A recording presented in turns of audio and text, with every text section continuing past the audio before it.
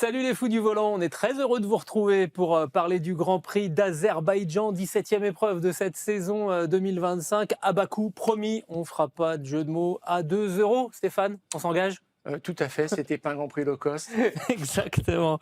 On va tout de suite attaquer dans le vif du sujet. Évidemment, on va parler de McLaren, entre les qualifications catastrophiques, le Grand Prix cataclysmique. Est-ce qu'il s'agit d'un simple craquage, d'un accident, ou bien d'un effondrement et d'une tendance de fond? C'est la question à laquelle on va essayer de répondre. On s'intéressera ensuite au cas Max Verstappen.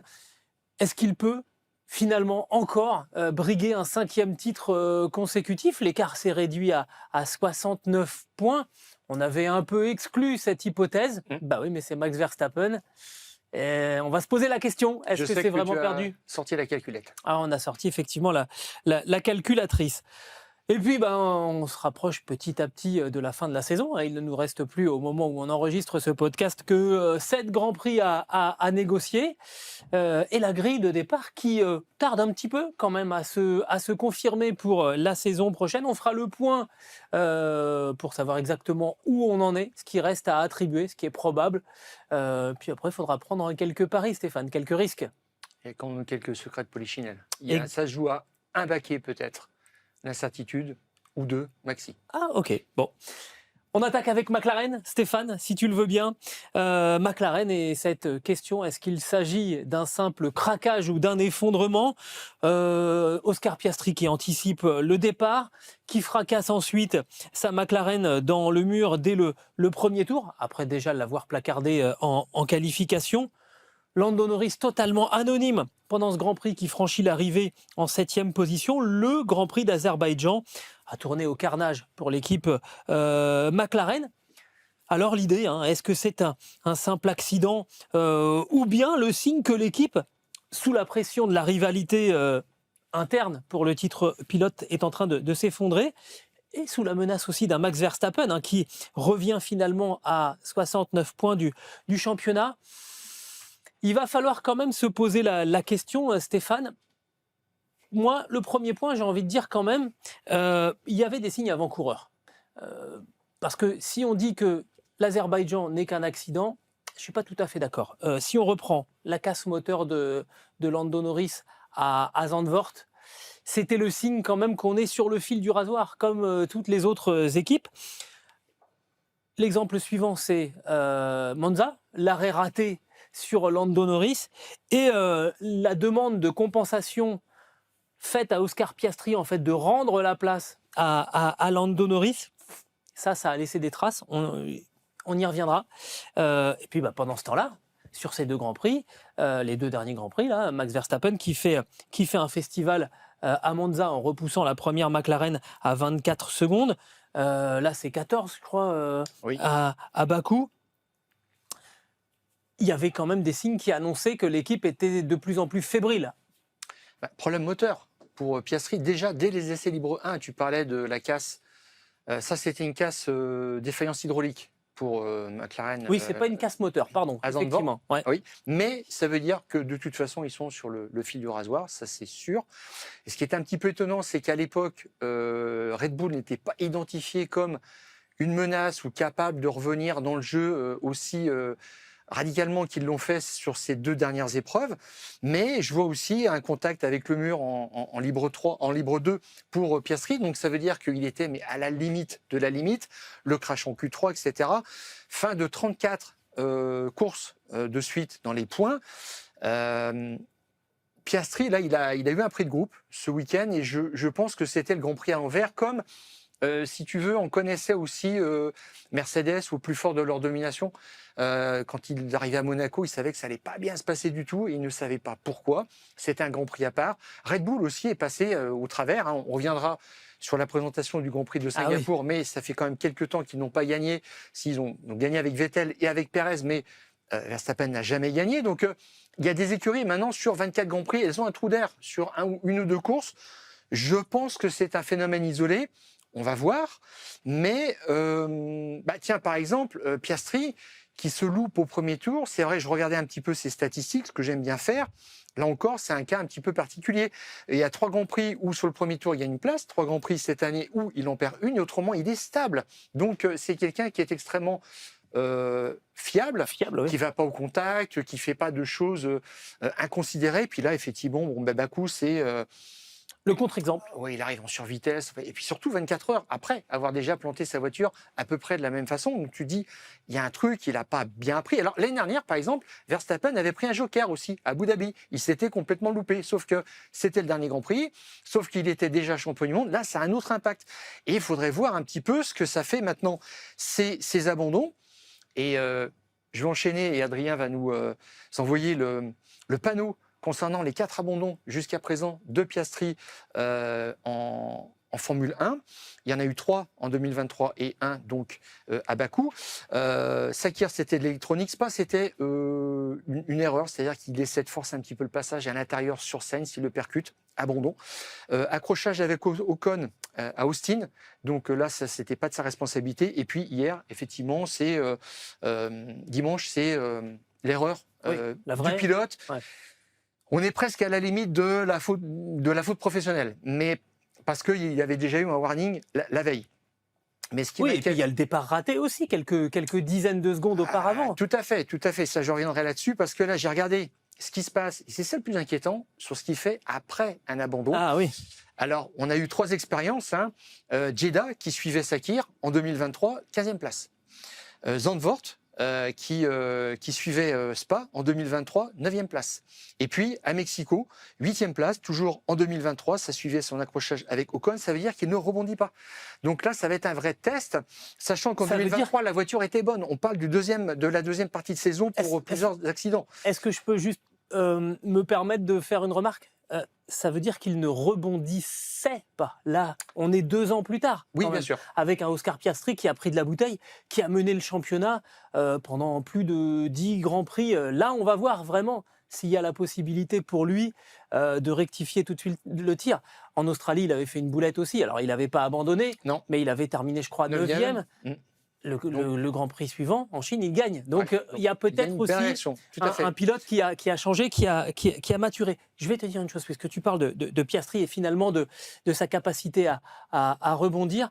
J'ai mentionné le fait que sur l'arrêt manqué à Monza, on avait demandé à Piastri finalement de compenser l'erreur de l'équipe en laissant repasser Lando Norris. En interne, il y a quelqu'un qui m'a rapporté que depuis ce Grand Prix-là, Oscar Piastri est plus tout à fait le même avec l'équipe. Il a peut-être le sentiment que, quoi qu'il arrive, la pièce, elle retombe sur le côté de Lando Norris. Et je pense que ça fait partie des bilans humains des différents signes avant-coureurs qu'il y avait eu avant ce week-end. Parce que sur le bilan arithmétique, au final... il reste encore 333 points d'avance au classement des constructeurs pour McLaren, donc il n'y a pas de danger de ce côté-là. Il y aura même la possibilité, on y reviendra, d'assurer le titre à Singapour. C'est sur le classement des pilotes, et là aussi on va y revenir en parlant de Max Verstappen. Mais Piastri, il a emmené ce petit malaise de Monza à Bakou, et ça a vraiment eu des grosses conséquences sur son week-end. Alors que quand on le voit, il est assez impassible. Il a reconnu platement ses 2 erreurs du samedi et du dimanche. Il espère passer à autre chose. Mais moi, je me dis surtout, c'est qui est-ce qui peut aujourd'hui l'aider dans son entourage proche, immédiat. C'est là où tu as des gens qui ont une somme d'expérience et qui peuvent le recentrer sur son objectif, parce que tu as l'impression qu'il a un petit peu perdu le fil, peut-être. Voilà. Alors, je vois 2 ou 3 personnes qui peuvent éventuellement influencer un petit peu le cours des choses, parce que là, il commence, comme on dit, à être un petit peu dans le dur. Il a son agent, Mark Webber, qui a eu le nez creux en le sortant de la filière alpine et en le mettant chez McLaren. Ça, c'était vraiment la bonne pioche. Mark Webber, c'est pas le spécialiste pour gérer un championnat. Voilà. En 2010, il devait être champion du monde. Il a été 5 fois leader du championnat. À 3 courses de la fin, il avait vraiment la main, une main sur le trophée. Et puis, il perd son titre sur une erreur un petit peu bête sous la pluie en Corée du Sud. Il va assez loin sur une bordure. Il a dit, effectivement, on ne fait pas ça quand il pleut. Mais ça lui a coûté très très cher ensuite et il s'en est jamais remis. Et puis Weber aussi, c'est pareil. Quand il partait en pole position, quand il partait devant sur la grille, il ratait ses départs. Je ne sais pas si tu t'en souviens bien, et ça a commencé très très vite dans sa carrière. Il a toujours été plus fébrile que Sébastien Vettel. Ce qu'a fait Piastri au départ aussi dimanche, c'était peut-être un hommage. Je ne sais pas du tout, mais on retrouve les mêmes petits défauts, et je ne pense pas que Weber, qui avait aussi un peu la scoumoune au 24 heures du Mans, soit un socle fort pour dire je sais comment on gagne et je sais comment on gère un championnat. Mais c'est important, tu vois. Il sait comment il perd. Donc il sait peut-être lui dire il ne faut pas faire ça. Tu vois, par exemple, Bortoleto qui a pris Fernando Alonso comme manager, si Bortoleto se retrouve en situation de gérer un championnat, il aura avec lui Fernando Alonso, il pourra se dire là je suis tranquille. Je sais voilà, les clés un petit peu de tout ça. Et Marc Webber, c'est le pilote qui est un peu malchanceux, qui est un peu chat noir. Et puis j'ai regardé aussi dans son environnement immédiat, alors là tu vas me dire, je pousse un petit peu, Tom Stallard, qui n'a jamais remporté un championnat du monde avec un pilote. Et Tom Stallard, c'est quand même un grand sportif, rameur, qui termine 9e aux Jeux Olympiques. C'est à Athènes en 2004, avec lui 8 masculins britanniques, et qui a comme une âme de compétiteur. Il se dit, je prolonge ma carrière et je vais jusqu'à Pékin. Et là, c'est la 2e place. Mais il est resté là encore à une marche, en fait, du Graal. Donc, je pense que c'est une bonne base de travail. Tom Stallard, c'est quelqu'un en plus qui est stable émotionnellement. Le contact passe bien. Et finalement, je vois quelqu'un, le monsieur loyal de l'équipe, qui peut aider beaucoup en ce moment, je pense, Oscar Piastri, c'est Andrea Stella. C'est marrant. Alors, c'est marrant que tu parles de ça. Ok. 4 titres pilotes. Je vois ingénieur perfo de Schumacher de 2002 à 2006. Alors, l'ingénieur perfo, c'est presque l'ingénieur numéro 2. Et puis, il était aussi ingénieur perfo de Raikkonen, 2007-2008. Et il est ensuite devenu son ingénieur de course. Et puis, il a été aussi ingénieur de course d'Alonso. Donc, c'est quelqu'un qui a beaucoup d'expérience, qui sait comment on gagne un championnat, comment est-ce qu'on gère ce genre de choses. Et je pense aussi que Norris peut aller frapper à sa porte pour dire comment est-ce que je fais maintenant. Voilà. Oui, sauf que Stella, il y a une bonne base. Sauf que Stella, il a un devoir finalement d'équité entre ces deux pilotes. Et que moi, j'ai le sentiment qu'il est en difficulté pour essayer de redonner de la sécurité à son équipe. Zak Brown n'était pas en Azerbaïdjan.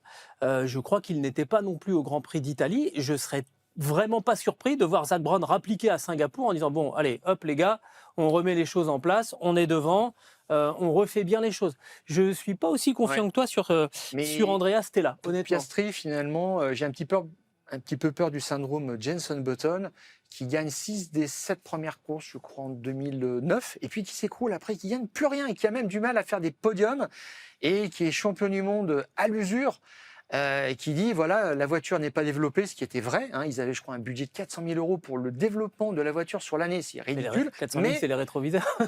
Dans le garage d'à côté, il y avait Barrichello qui a gagné 2 courses sur la 2e partie de saison, donc Button avait du mal à conclure, et il ne faudrait pas que Piastri se retrouve dans cette spirale un petit peu infernale. Les 2 prochains Grands Prix, je pense, vont nous donner beaucoup d'indications sur la suite et sur sa capacité vraiment à éloigner définitivement la menace Verstappen. J'ajoute un truc. Piastri, au final, sur ce Grand Prix d'Azerbaïdjan où il fracasse sa voiture dès le premier tour, il perd 6 points par rapport à Norris. C'est-à-dire qu'il a perdu moins de points que quand il fait 2e derrière Norris et que l'équipe signe un doublé et qu'on dit que tout va bien. Donc en fait, le vrai perdant pour moi, c'est même pas Oscar Piastri, c'est Lando Norris aussi, qui a raté mais vraiment l'occasion de se remettre. Donc c'est pour ça que je pense que ça va quand même l'aider à se remettre un petit peu plus rapidement. Mais alors, au-delà de ça, il y a une dernière petite chose. Ce que je me disais, c'est Piastri, ça fait... il n'a pas 3 ans complets de Formule 1. Il est dans sa 3e année. Il est dans sa 3e année. Je crois qu'il a 24 ans. Il est quand même jeune. On lui demande beaucoup de choses quand même. J'ai regardé, en fait, combien de pilotes, depuis 1950, depuis la création du championnat, combien de pilotes se sont trouvés à se battre pour le titre dans leur 1re, 2e ou 3e saison. Il n'y en a pas tant que ça. Et Piastri, quand même, cumule des difficultés assez extraordinaires. J'ai regardé simplement sur ce premier tableau l'ensemble des pilotes qui se sont retrouvés en lice pour un titre mondial, 1re, 2e, 3e saison. Alors, Fahrenheit Fangio, c'est un cas un petit peu particulier. C'était les débuts. Et ces pilotes-là connaissait ces machines de Grand Prix parce que la Formule 1 existait avant, mais n'était pas un championnat du monde. Donc, c'est un petit peu différent. Mais il y avait Villeneuve, voilà, en 96, qui se retrouve tout de suite dans un top team, à lutter pour le titre, Hamilton, etc. Mais qui était déjà vainqueur des 500 miles d'Indianapolis, Jacques Villeneuve. Tout à fait. Il avait déjà un passé. Exactement. On retrouve effectivement des gens comme Montoya, Raikkonen, Schumacher, etc. Et je me suis dit quand même, il y a certains pilotes, parmi ceux qu'on vient de voir, qui n'ont jamais été cette année-là leader du championnat. Et ça fait quand même une différence. Et Clairement. quand on fait un petit peu le tri de ces pilotes qui sont leaders du championnat, on en retrouve quand même moins. Et là, l'étau se resserre un petit peu sur cette somme de contraintes qu'il faut gérer et que certains pilotes ont eu à faire face. Et puis, j'ajoute quand même la dimension, parce que ça c'est depuis 1950, et ces grands glorieux, Farina, Fangio et compagnie, ils avaient quand même déjà la quarantaine bien tassée, et Piastri est quand même jeune, on est sur une autre génération. On est sur un autre format de saison aussi. Tout à fait, et je regarde ces pilotes qui se sont retrouvés à se battre pour le titre, qui ont assumé la place de numéro 1 mondial à 24-25 ans maxi. Tu vois, en fait, il n'y en a pas beaucoup. Il y a Hamilton dans sa première saison en 2007. Et qui affrontait un double champion du monde en plus. Et il est en tête 12 Grands Prix de suite. Il faut savoir, il faut comprendre ce que ça représente chez McLaren face à Alonso, qui est double champion du monde en titre, qui est arrivé avec un statut de pilote numéro 1, etc., etc. Et puis, il y a des pilotes qui étaient dans leur troisième saison, Lauda, Schumacher. Alors, je dis bien Schumacher qui a commencé en 91, mais je mets de côté un petit peu les 5 Grands Prix qu'il a fait en 91, c'était un petit peu de la découverte, mais je compte les saisons pleines. Et puis, il y a des gens comme Raikkonen, et puis voilà, comme Piastri. Et finalement, bien Piastri se retrouve un peu dans la situation de Schumacher en 94, où il faut être toujours en tête du championnat et t'as la cible dans le dos. Et il faut répondre à ça, Grand Prix après Grand Prix. Alors Hamilton, je crois qu'à l'époque, c'est 16 Grands Prix dans l'année. Schumacher, c'est 16 Grands Prix dans l'année. Schumacher, il a mené toute la saison. Sauf qu'à un moment, Damon Hill est revenu quand même sur lui, même si Hill n'a jamais été en tête du championnat, mais il a eu cette pression jusqu'au bout. Et là, Piastri, on parle d'une saison à 24 Grands Prix. Donc, ce qu'on lui demande, c'est extraordinairement difficile. Et moi, je comprends que il peut faire un Grand Prix où il est complètement à côté de ses pompes, fantomatique, avec 2 grosses erreurs de suite en 24 heures. Mais il a une capacité, je pense, à tourner la page, mais on va le voir assez vite. On va le voir normalement dès la prochaine épreuve à Singapour. Stéphane, en 5 secondes, il faut répondre à la question. On s'est demandé si c'était un craquage ou un effondrement. Pour toi, est-ce que c'est un craquage ou un effondrement ? Juste une petite parenthèse, un coup de moins bien. Et puis il va repartir. Je prends le principe aussi, là, Piastri, il restait avant sur 14 podiums en 15 courses. Donc ça veut dire qu'il est solide. Normalement, maintenant, il ne faut pas faire de bêtises. Mais alors, le Grand Prix suivant, c'est quand même Singapour, c'est les murs. Là, c'est pareil, tu payes cash une erreur. La fin de saison sera peut-être un petit peu plus sereine, mais il a encore une petite épreuve à passer avant de piloter avec une plus grande marge de sécurité. Bon, pour moi, ça reste un craquage, mais on commence à se rapprocher d'un léger délitement quand même. C'est ce que j'évoquais tout à l'heure. Je pense que Zak Brown va revenir remettre un petit peu de sérénité dans le box parce que j'ai le sentiment que ça manque un petit peu. Réponse à Singapour. Premier élément de réponse du côté de Singapour. Max Verstappen peut-il être champion du monde pour la 5e fois de rang en 2025 ? C'est la question qu'on va se poser maintenant parce que avec les 2 pôles en Italie, en Azerbaïdjan et puis surtout les 2 victoires indiscutables à Monza et dans les rues de Bakou le week-end dernier, associé au pédalage dans la semoule de l'équipe McLaren, Max Verstappen est passé d'un retard de 109 points après le Grand Prix des Pays-Bas à 69 points au moment de quitter l'Azerbaïdjan. Et logiquement, vu la vitesse à laquelle l'écart a fondu en 2 Grands Prix, la question qui est revenue un petit peu dans le paddock, qui était maintenant évacuée, voilà, ça y est, on savait. Même lui-même l'avait dit, il faut pas compter sur nous, maintenant c'est terminé. Cette question, elle est revenue. Voilà, mais ils essaient de faire des coups. Et c'est en fait ce nouveau plancher introduit à Monza qui a très bien fonctionné, et il était fait aussi pour Bakou. Donc il va fonctionner aussi sur des circuits comme Mexico, comme Las Vegas. Donc ils ont encore quelques cartes à abattre qui sont très très intéressantes. Là, ils ont un petit peu mangé leur pain blanc sur 2 courses où ils ont fait l'évolution, la mise à jour technique pertinente. Donc ça, c'était génial. Après, ils vont peut-être souffrir un petit peu plus sur les grands prix à venir, mais ça reste impressionnant. Tu as égrené les pôles positions, il en est à 6. Personne n'a fait mieux cette année, ni même autant. Et puis, il y a quelque chose, je regarde un petit peu ces statistiques que j'aime bien parce que lui, il s'en occupe pas, mais bon, 14e hat-trick, c'est-à-dire pole position, victoire, meilleur tour en course. Seul Schumacher a fait mieux et Hamilton, Schumacher 21 hat-trick, Hamilton 19. Et puis les grands chelems, tu ajoutes à ça un leadership de bout en bout, du premier au dernier tour. Dans cette Formule 1 moderne où le jeu des arrêts au stand te fait perdre même sur un tour le leadership, ce qui fait que tu peux pas faire un grand chelem. Il n'y a plus que Clark qui est devant avec 8 grands chelems et Verstappen qui est revenu à la hauteur d'Hamilton avec 6. Bon, ça te pose aussi un petit peu, mais lui, ça l'intéresse pas. Voilà, c'est ce qui se passe maintenant et il sent qu'ils sont dans une dynamique. Il a envie d'en profiter et je suis d'accord. Tu sais, dans les monsieur madame, depuis 2 Grands Prix, Verstappen, ça sera un peu monsieur parfait. Tout simplement. C'est vraiment, tout se déroule, mais parfaitement bien. Il a dit depuis les essais libres 1, on a monté en pression, en cadence. On l'a bien vu, ils ont progressé. Puis là, il met il fait le funambule sur son dernier tour en Q3. Il met une demi-seconde à Sainz. Fermer le banc, voilà. Et puis sur 2 Grands Prix, c'est 19 secondes d'avance sur le deuxième en Italie, 14, là, c'est les 2 plus gros écarts de la saison. Ouais. Donc, c'est vraiment des démonstrations à chaque fois. En revanche, si tu reprends maintenant la question, est-ce qu'il peut être champion ? Il a 69 points de retard. Oui. Il reste 7 Grands Prix à négocier, plus 3 courses sprint. Donc, si tu fais le calcul, 7 Grands Prix, s'il les gagne, et que Piastri fait 7 fois deuxième, il va reprendre 49 points. 7 fois 9, 7 fois 7, 49. Voilà. Il reprendrait donc 49 points à Piastri sur les Grands Prix. Et 3 sprints.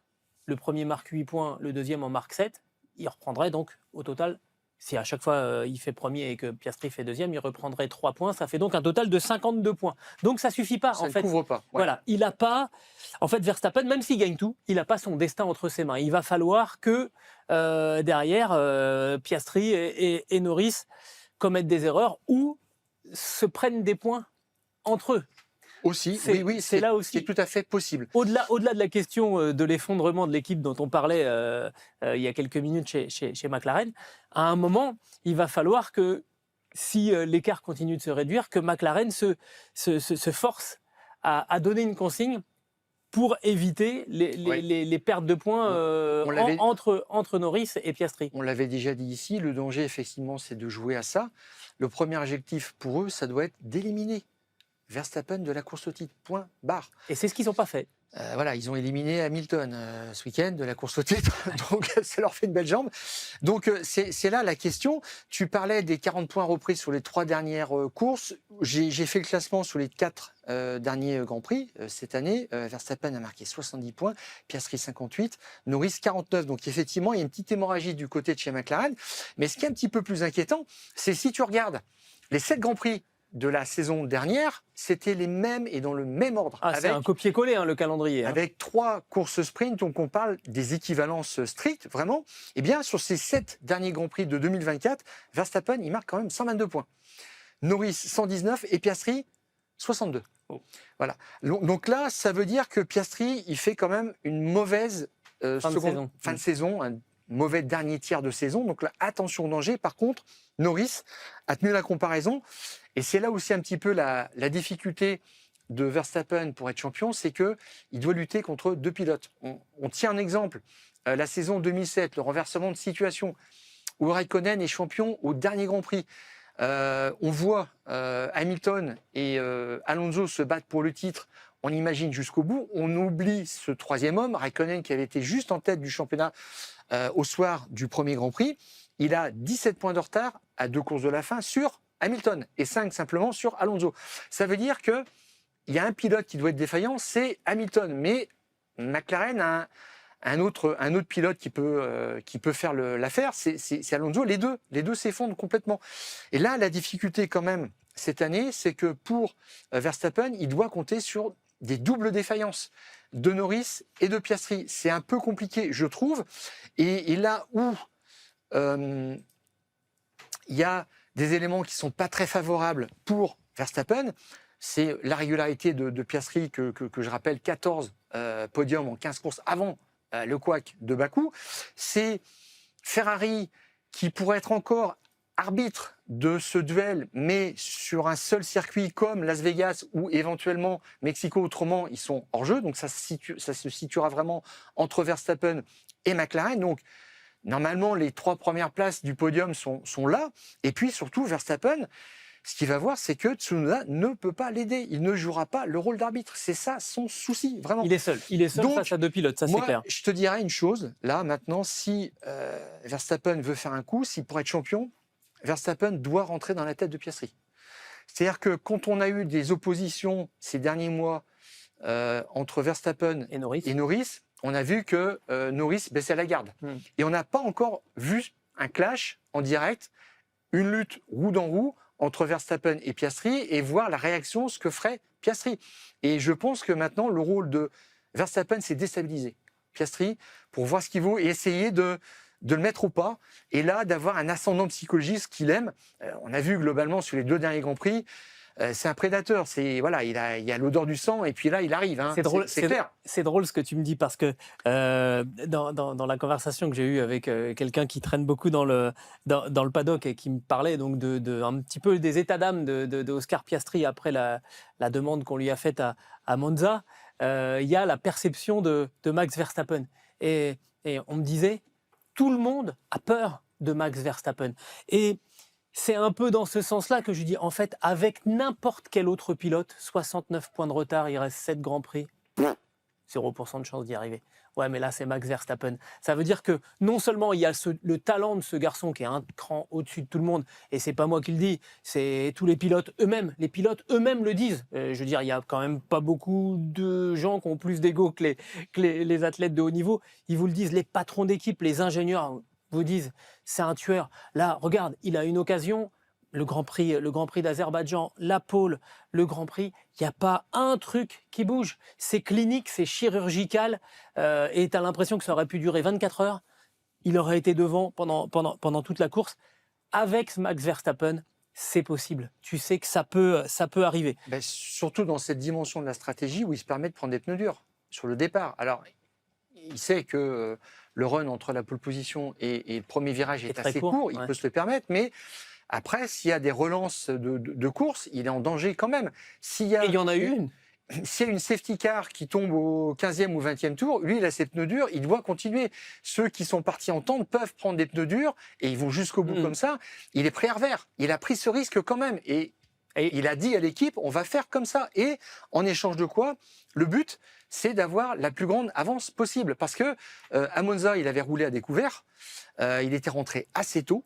Et Norris pouvait saisir l'opportunité d'une voiture de sécurité à un moment et renverser la table et le battre sur un coup de dé.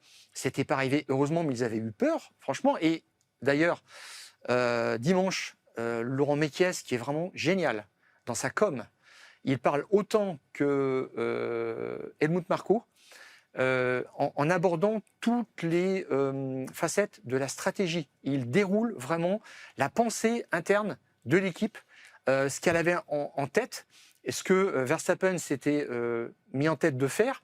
Et de ce point de vue-là, c'est génial, c'est autre chose que Horner et maintenant son parachute doré à combien ? 107 millions d'euros quand même, c'est génial. Bon, voilà, à ce niveau-là, c'est du grand art. J'aime beaucoup les fous du volant.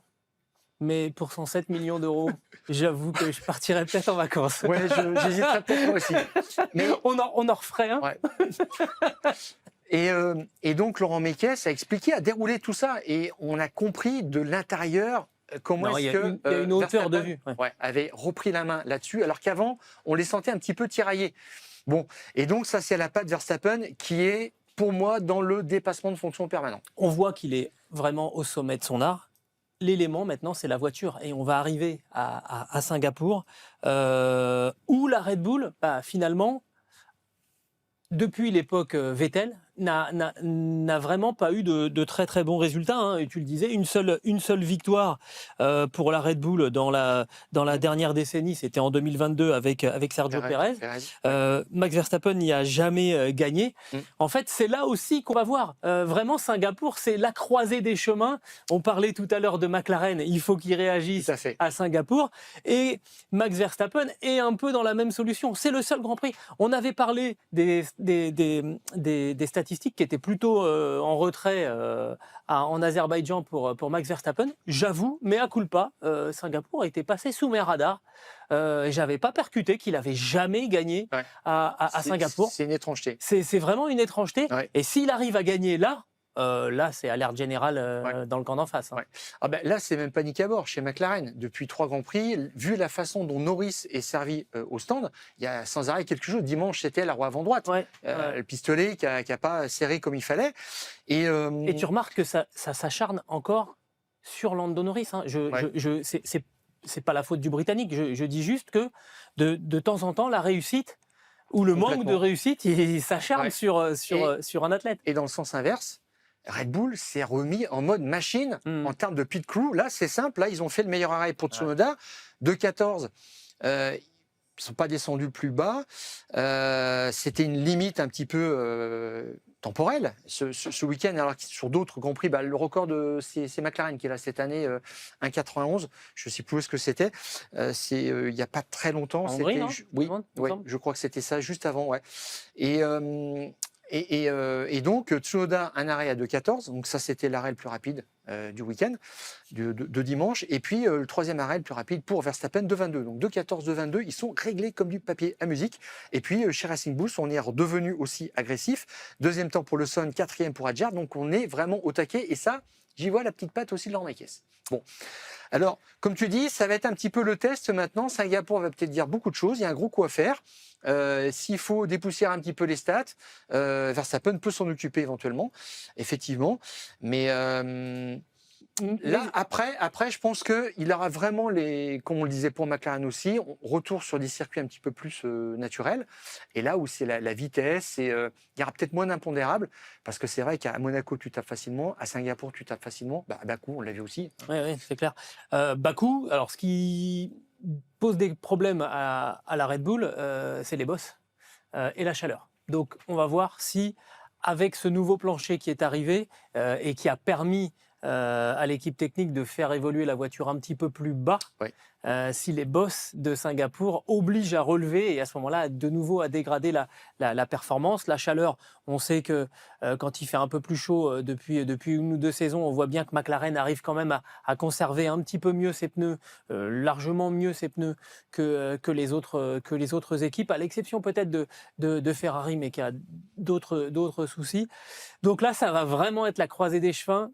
J'ai envie de dire, Singapour nous donnera peut-être presque finalement... un grand charnière. Nous donnera peut-être le fin mot d'histoire. Encore un peu plus dans le jeu, parce que c'est vrai que si McLaren fait 1 ou 2 doublés, après ils repousseront mécaniquement, mathématiquement Verstappen et ça en sera terminé, mais il faut qu'il fasse fondre l'écart de 10 points en moyenne par Grand Prix pour parvenir à ses fins. C'est quand même beaucoup.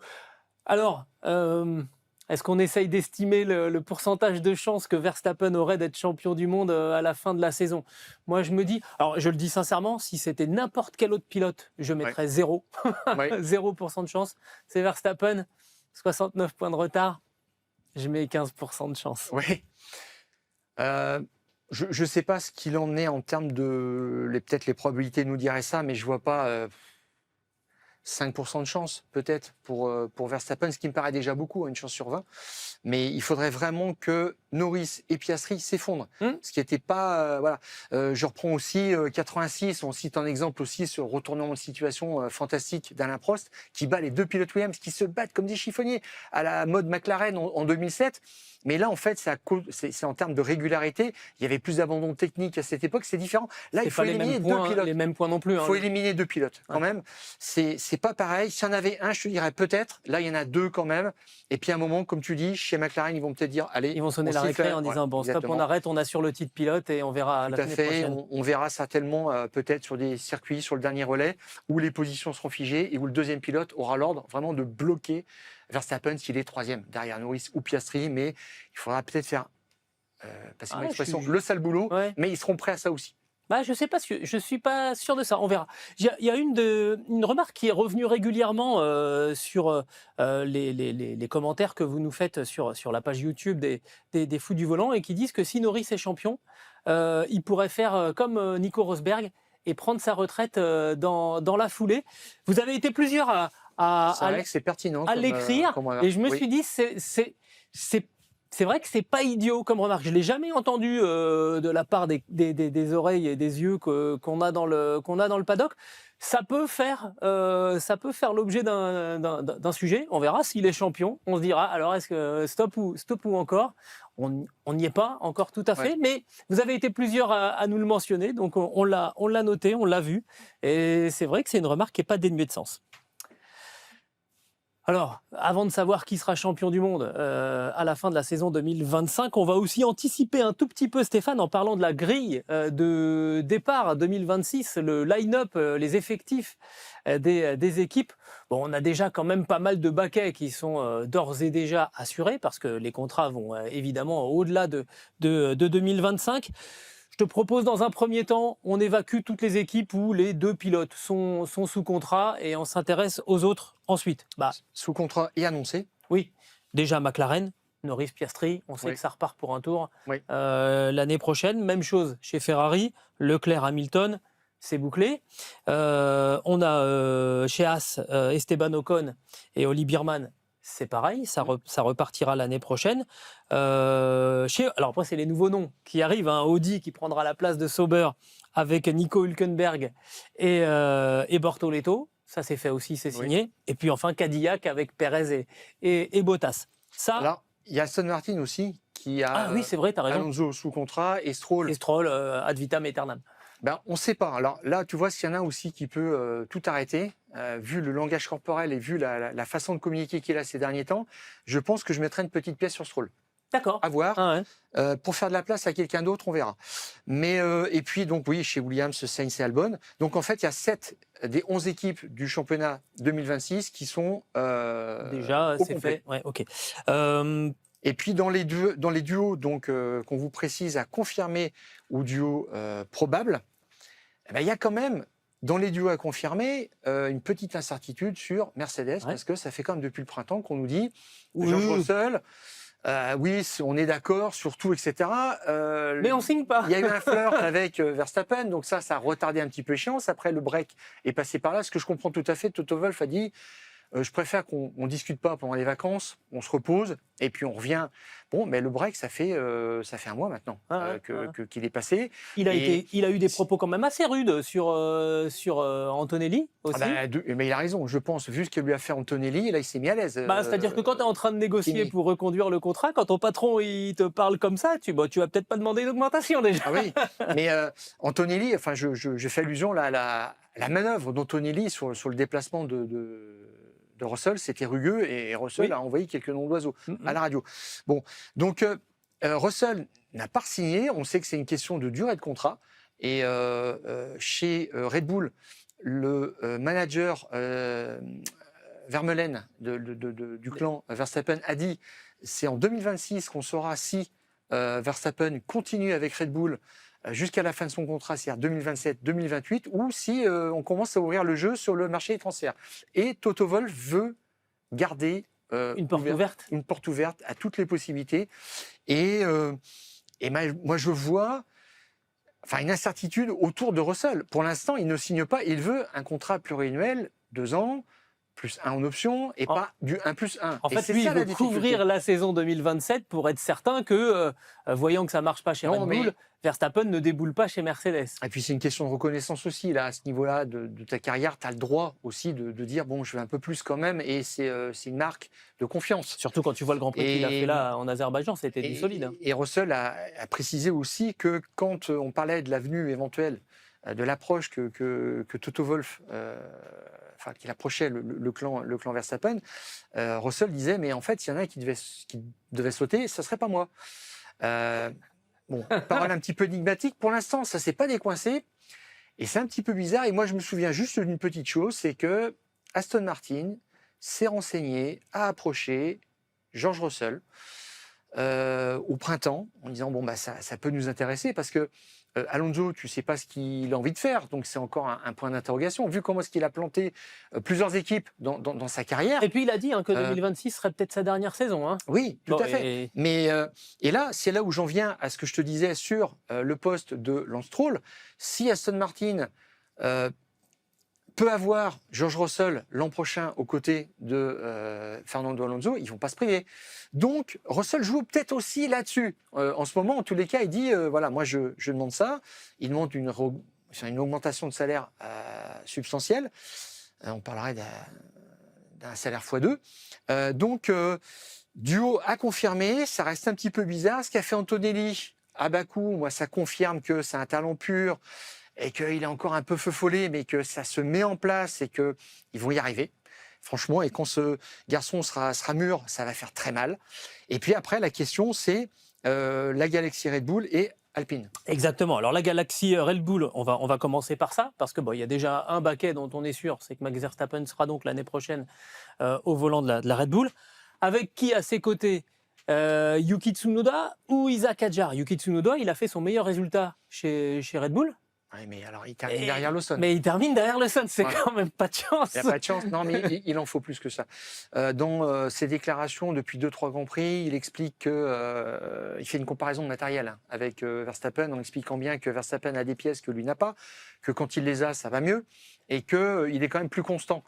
Dans ses résultats, aux essais, c'est 10e, 11e, 12e. On a aussi lâché quelques informations aussi chez Red Bull, et je pense que c'est jamais un hasard quand on lâche ce genre d'informations sur le fait que il a renoncé, Yuki Tsunoda, à ses vacances cet été pour travailler, essayer de se recentrer, qu'il y a eu aussi des essais qui ont été faits en simulateur, et il dit ma vie dans la voiture n'est plus la même depuis ces séances. Bref, tu sens qu'il y a toute une communication pour dire que Yuki Tsunoda est en train de trouver ses marques dans cette auto. Est-ce que ça veut dire, dans le même temps que Isaac Hadjar, qu'on sentait presque là, d'un seul coup, à monter le week-end prochain dans la Red Bull, et plus tout à fait dans les tuyaux pour aller aux côtés de Max Verstappen? J'en suis pas là. Laurent Mekies, il est plutôt intelligent, il joue la montre. Ça oblige finalement Tsunoda, Lawson et Hadjar aussi à donner le meilleur d'eux-mêmes. Ça les met sous pression et c'est ce qu'ils cherchent. C'est des pilotes qui sont efficaces sous la pression. Parce qu'il y en aura de toute façon. Ce week-end, Helmut Marko, donc le recruteur chez Red Bull, il n'a pas le pouvoir de nommer les pilotes. Là, ça revient vraiment à Laurent Mekies, mais de les pousser. Ah ben, tout à fait. Et globalement, il a dit qu'il était d'accord avec l'objectif d'Isaac Hadjar d'intégrer Red Bull en 2026. Isaac Hadjar, il a été très prudent. Il a dit laissez-moi terminer une saison complète chez Racing Bulls dans le même environnement. Et après, c'est vrai que ça sera excitant de voir ce que je vaux dans la grosse voiture. Et en substance, Helmut Marko a dit ça. Et je pense que la décision est prise. À part un résultat mais fantastique de Tsunoda d'ici Mexico, parce que la limite c'est Mexico. Il faut que Tsunoda sorte un gros résultat, fasse des qualifs, mais vraiment je pense top 3, top 4. Ça veut dire il reste Singapour et Austin. Exactement. Donc la pression monte et là pour l'instant on ne voit rien. Pour l'instant c'est Hadjar qui est dans la voiture. Verstappen, Hadjar, c'est du sûr à 99,99 et tout ce que vous voulez de neuf derrière. Donc on parle de Racing Bulls? Oui, tout à fait. Donc Liam Lawson, poste, bien sûr, qui a fait du bon boulot. Qui a obtenu son meilleur résultat en Formule 1 à Bakou. Aussi, et avec un nouveau règlement, tu as besoin quand même d'un pilote qui a un fond technique quand même intéressant.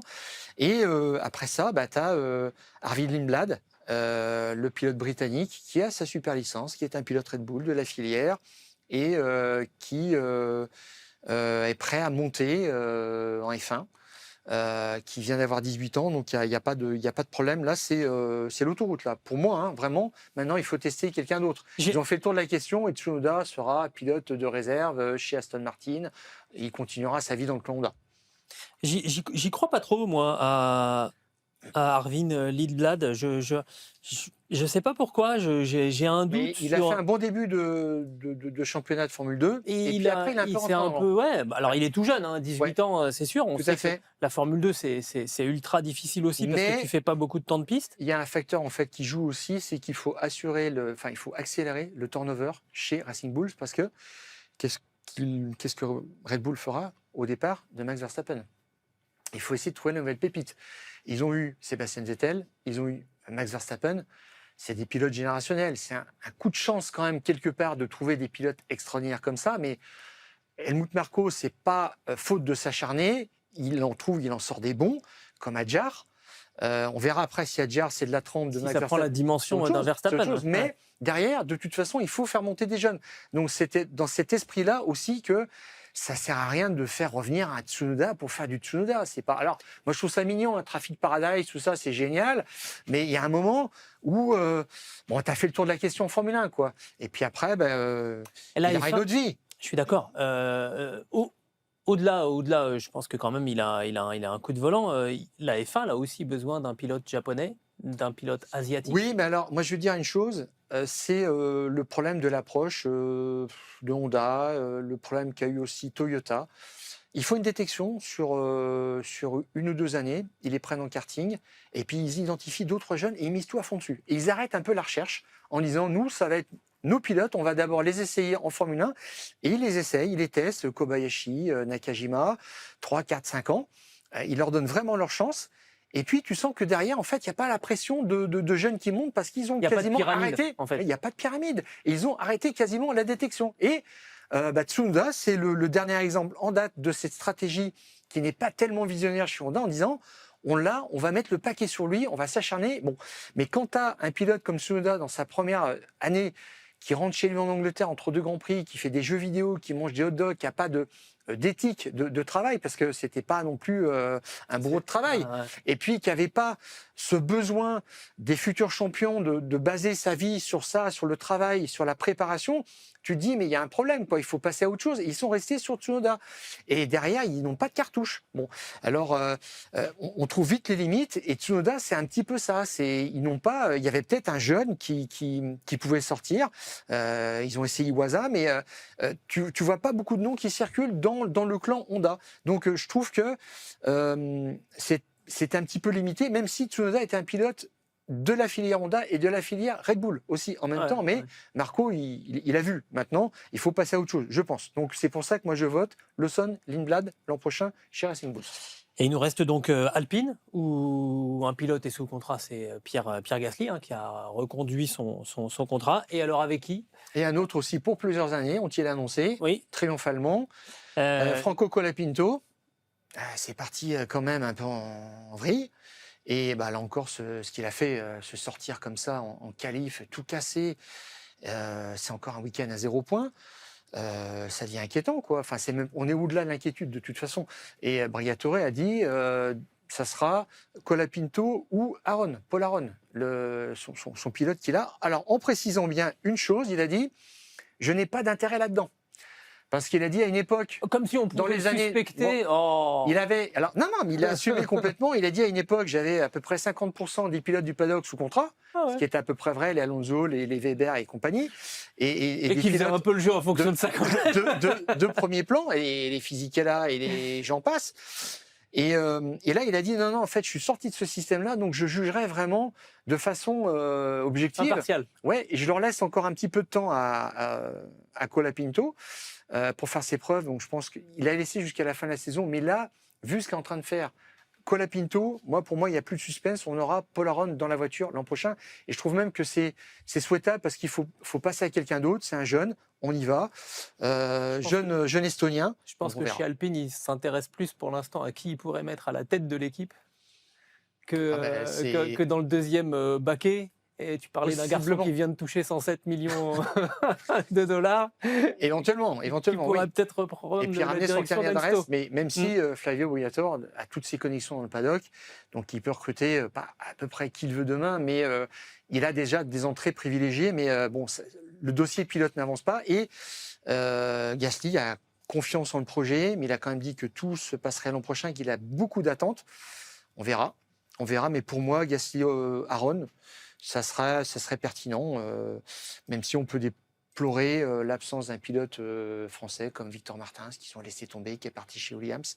Théo Pourchère aussi, qui est, Tout à fait, mais qui va chez Peugeot. voilà, qu'on recevra prochainement dans les fous du volant. Mais ça, c'est une belle carrière avec un contrat de pilote professionnel dans une marque, dans une écurie d'usine. C'est beau. Et quand tu vises une victoire au scratch au 24 heures du Mans aussi à terme, c'est génial. Mais Alpine fera sans les pilotes français. Bah, il y a quand même Pierre. Oui, tout à fait. En renouvellement, pardon, excuse-moi, tout à fait. N'oublie pas. Tout à fait. Bon, bah alors on a beaucoup parlé finalement de la croisée des chemins, de l'intérêt, de l'importance, peut-être même du côté déterminant du prochain Grand Prix de Singapour. On s'y projette quelques instants, hein, Stéphane. Pour faire le petit tour. Exactement. Oui, alors d'abord, c'est ce qu'on disait. Hein, ce qui est assez incroyable, c'est de voir que c'est, je crois, alors j'ai pas vérifié, hein, mais c'est le seul Grand Prix du calendrier où Max Verstappen n'a jamais gagné. Honnêtement, je vérifierai, mais n'hésitez pas à corriger, mais je crois vraiment que c'est le seul Grand Prix. Celui-là, on sait qu'il ne l'a pas gagné, c'est clair. Seuls Vettel et Perez l'ont gagné pour Red Bull. La voiture fonctionne pas très bien tous les ans. Et pour Verstappen, même, c'est pas le grand amour. Avec Singapour, souviens-toi, l'an dernier, en conférence de presse, le jeudi, on lui demande, mais alors, la voiture, c'était pas terrible à Bakou, qu'est-ce qui s'est passé? Et il a dit, dès que j'ai commencé la qualif, la voiture est à chier. Voilà, alors là, amende, représailles de la FIA, c'est là où a commencé cette fameuse... Tu parles de Singapour, pas de Bakou. Tout à fait. Ouais, mais on lui demandait de se prononcer sur le Grand Prix précédent à Bakou. Et il a dit ça comme ça, de façon... Voilà, donc travail d'intérêt général, pour son vocabulaire familier, et c'est là qu'avaient commencé les problèmes. Donc il se méfie quand même, Max, quand il arrive. Et c'est là qu'il avait fait sa conférence de presse en bas de la salle de presse, en fait, en disant, écoutez, puisque c'est comme ça maintenant, je vais faire mes confs. Donc, il se passe toujours quelque chose à Singapour. D'ailleurs, historiquement, premier Grand Prix de nuit 2008, c'est surtout le Crashgate. Voilà. C'était fantastique. On prend quelques années, 2017, c'est Vettel qui s'accroche malheureusement avec Raikkonen, c'est l'autodestruction. Et puis, en 2018, c'est peut-être le plus beau tour de Lewis Hamilton en Formule 1. Voilà, une pole position, mais d'anthologie. Un grand tour. On a des choses comme ça en tête qui sont assez fantastiques. Singapour, contrat jusqu'en 2028. Un week-end sprint l'an prochain, ce qui moi me paraît un petit peu bizarre parce qu'on dépasse quand même pas facilement. Donc c'est une petite étrangeté. Centrage des pneus C3, C4, C5 du classique, avec alors une dimension vraiment stratégique à Singapour, c'est un Grand Prix où tu te bats pour une position. Qualif très importante parce que ça dépasse pas tellement. Avec des paramètres importants à prendre en compte pour les arrêts au stand. 60 km/h dans la pit lane, c'est une vitesse rabaissée de 80 à 60 pour la troisième fois de l'année après Monaco et Zandvoort. Avec ce qui est important en corollaire, un gros effet undercut et l'intervention de la voiture de sécurité assurée sur chaque épreuve du championnat depuis 2008, sauf l'an dernier. Donc tu comprends pas, mais l'an dernier c'était l'exception. Donc il faudra jouer avec la stratégie, ça fera des euros, ça fera des malheureux. L'an dernier, tiens non, le top 3 c'était Norris, Verstappen, Piastri. Donc la lutte pourrait continuer entre McLaren et Red Bull. Alors Red Bull qui n'est plus en lice pour le titre constructeur. Il reste McLaren, Mercedes et Ferrari. Le titre Mercedes passé devant Ferrari, hein, d'ailleurs, avec le bon résultat d'ensemble de Bakou. Et ce titre qui tend les mains maintenant à McLaren champion du monde, si j'ai bien compté, avec 303 points à distribuer sur l'ensemble de doublés acquis au soir de ce Grand Prix de Singapour, donc sur les 6 dernières courses, dont 3 seront avec des courses sprint. Ce qui fait que Mercedes, s'ils veulent faire perdurer le suspense, doit reprendre 31 points à McLaren. Et Ferrari doit reprendre 35 points à McLaren pour éviter un titre mondial. Les deux ne peuvent pas le faire. Donc il y en aura forcément une des deux qui sera sur le tapis. Il y en a une des deux qui sera éliminée, avec un petit point particulier aussi. Si une McLaren abandonne et si une Mercedes abandonne en course, automatiquement, McLaren est champion du monde. Voilà. Bon. Donc on aura peut-être un petit moment d'histoire où à Singapour, aucun pilote et aucune écurie n'a été champion du monde jusqu'à présent. Voilà ce qu'on pouvait dire. Moi, ce qui est assez curieux aussi, hein, c'est que sur les 5 dernières éditions du Grand Prix, on a 5 vainqueurs différents. Ça arrive pas si souvent. Les infos pratiques, la première séance d'essai libre le vendredi 3 octobre à 11h30, la deuxième toujours le vendredi 3 octobre à 15h. Troisième séance d'essai libre le samedi 4 à 11h30, la qualif. Donc tu l'as dit, très très importante, samedi 4 octobre à 15h. Et enfin, le Grand Prix, lui, aura lieu le dimanche 5 octobre à 14h. C'est un Grand Prix qui, finalement, est aux horaires européens et qui se déroule en nocturne, hein. Ça avait été le premier à faire cette innovation. Et les pilotes, en fait, en général, restent à l'heure européenne pendant ce week-end. Et donc, ils dorment une partie de la journée. Ils vivent de façon complètement décalée. Ouais. C'est la meilleure solution pour traverser cette épreuve particulière.